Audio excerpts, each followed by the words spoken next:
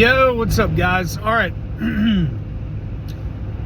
I want to explore this concept of embracing our wives' emotions at a more intimate level.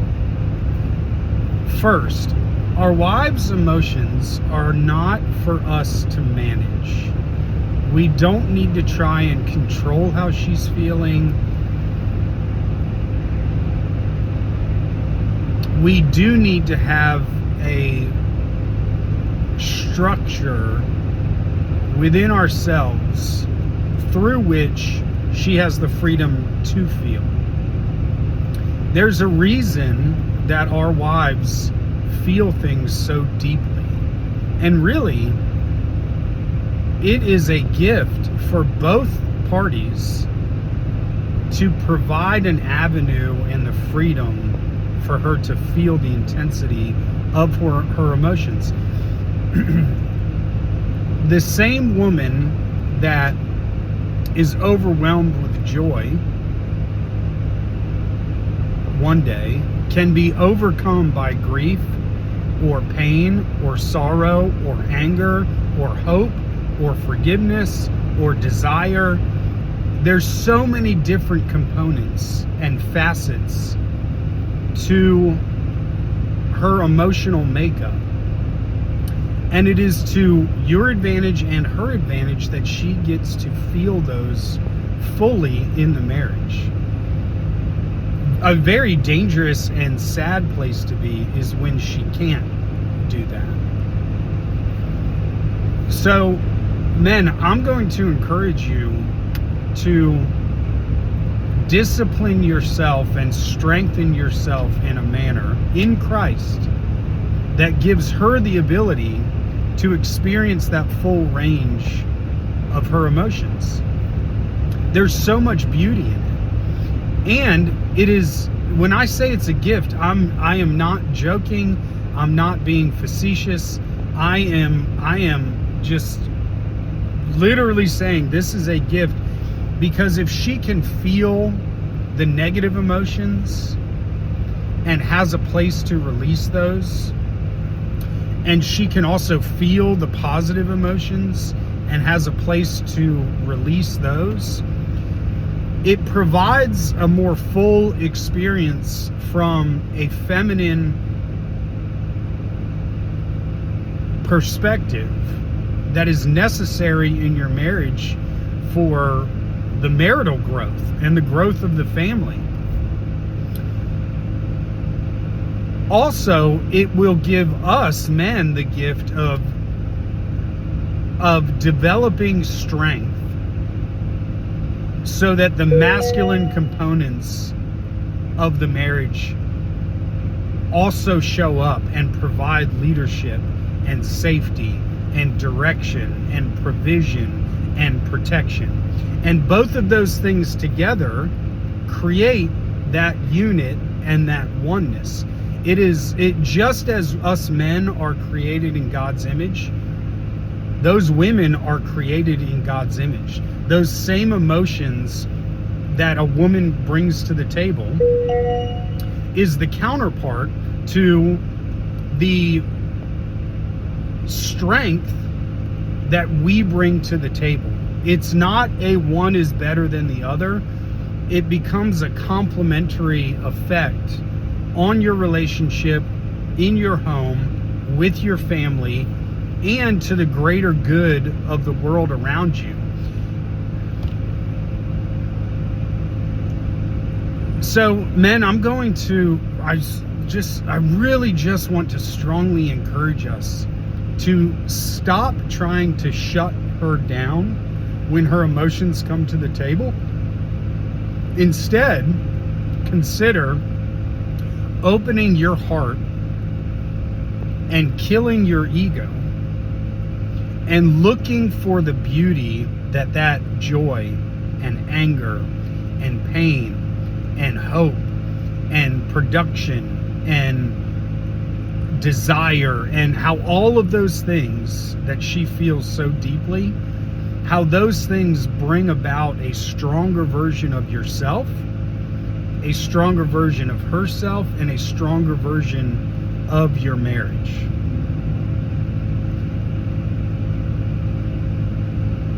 This should be celebrated. Now, obviously, that can go way too far, right? Does she need to manage her emotions in some areas? I'm sure. Do you need to manage your discipline and strength in some areas? I'm sure.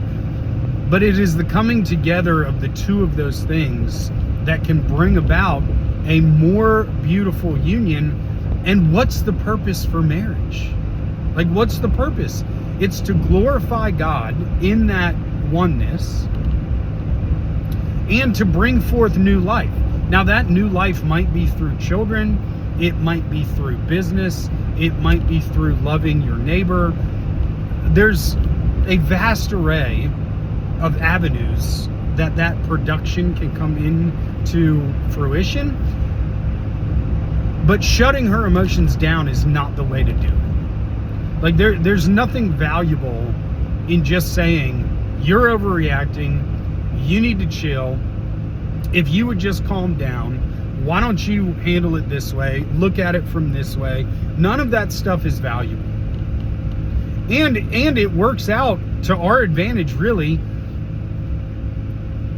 If your wife has the availability to be super angry at you, and you can see that and feel it and connect with it in the moment and understand and validate where she's coming from, she has the same freedom to allow her desire for you to pour out of her, and I promise you, you'll enjoy that as well. It's the same way that she will have the avenues to pour out her love into the home and, Lord willing, into the children that you guys have. So my challenge would be, how do you remain steadfast? How do you open your arms to her emotions? How do you see both of those as a gift to the marriage together?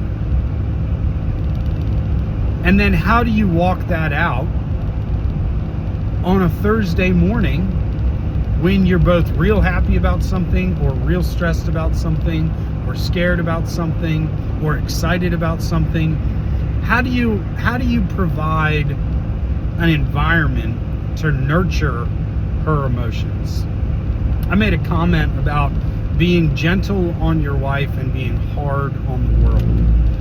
And sometimes us men, we will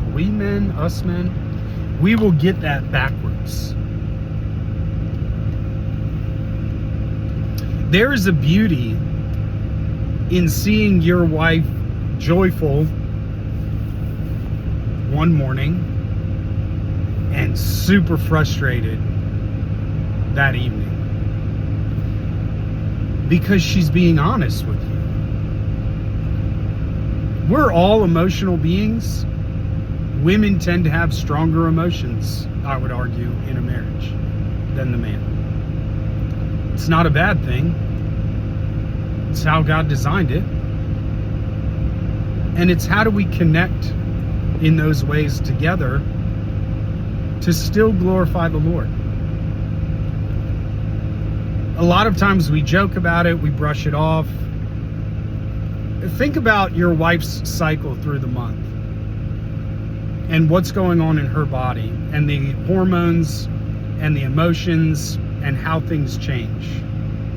There are so many jokes about that. It's irreverent, in my opinion, inappropriate, not helpful, and also it takes away from the beauty of what's going on in her body, the way that God designed it. You know, I was joking with my boys last night. We were talking, and they were bringing up, they were saying something about poop, and they were joking about poop, and they're like 8 and 9 or whatever. Well, then also my 13-year-old's in the car, and they were eating food and talking about bowel movements. And I said, you know, isn't it incredible how God designed our bodies and what a machine it was? And they were giggling about farting, and we're like, what? And I said, you're learning about the digestive system. How's it work?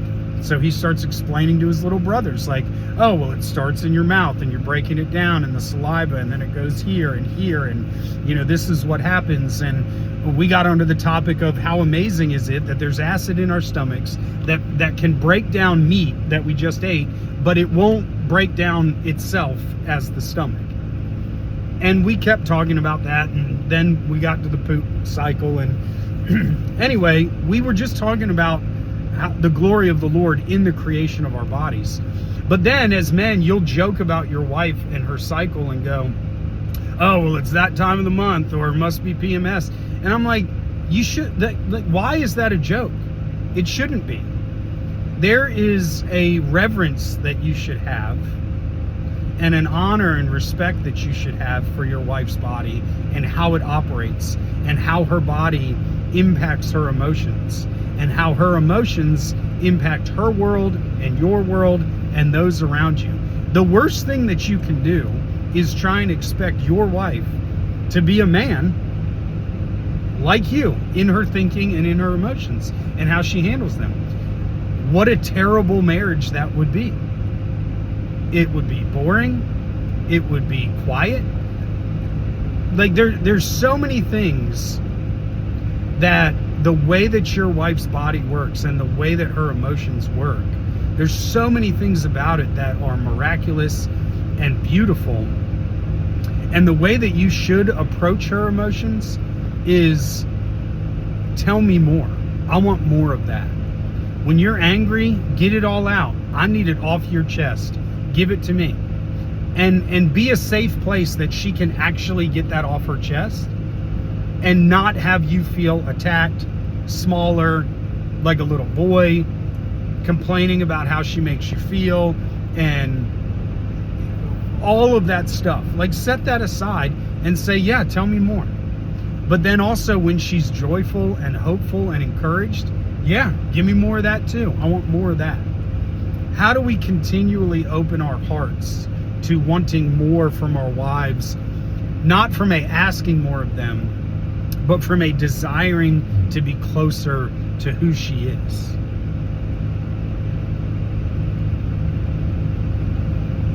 Let's get after it.